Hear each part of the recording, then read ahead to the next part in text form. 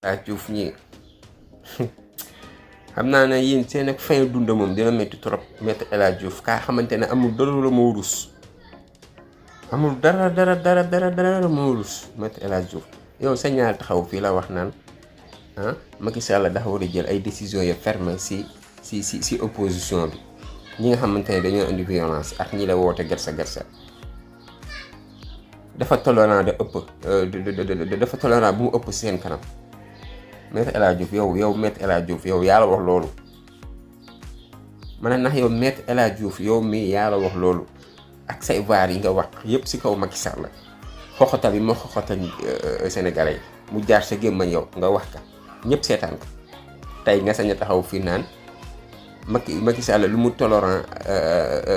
tolérant si kanamu opposition bi da dafa ëpp war leen a may loolu. Maître El Hadji Diouf yow barke alxuraan kéem doo nit Ousmane Sonko ku ñu war a rey la. J'ai écrit Sonko est un monstre, il faut le tuer balaa ay Suzanne Camara di ko wax fii. violence kan moo ko fi implanté. te chef d'état dafa war di rey di tëj de. violence kan moo ko fi implanté. ñu taxay buum ak i ceen ku dof dañ lay yow ba nga ne ngodd sànni ci biir géej jën yi lekk la. violence kan moo ko fi implanté. nous passerons devant vos cadavres sur boule. violence kan moo ko fi implanté. billahi rey leen moo gën maa la ko wax de maa la ko wax benn sénégalais bu dee ñëpp am jàmm lu muy wàññi. kan moo fi jëmbat violence xanaa kii dóor kañ kii dóore ba violence la am moom moo ko andi waaye kii fayu kañ moom lan moo tax ngeen gis ne moom moo andi violence. ay nekk ay mëggi jëmm yaa xamante ne saa yéen waxee rek Sénégalais yi jéppi leen te yaa ngi yar jabar yor ay njaboot seetal yàlla si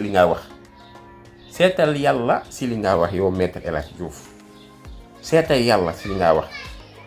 président Macky Sall moom kese moomu réew mi président kocc la waaw nit ñi am nañ droit opposé wu ba fekkee ne dañ gis ne ni moo doxalee baaxul am nañ droit opposé wu. waaw dénoncer lépp laa xamante ne c'est illégal comme ni mu ko daan defee fi Abdoulaye Wade nekkee yow nga sañoon ñëw taxaw fi di lemal ragalal yàlla.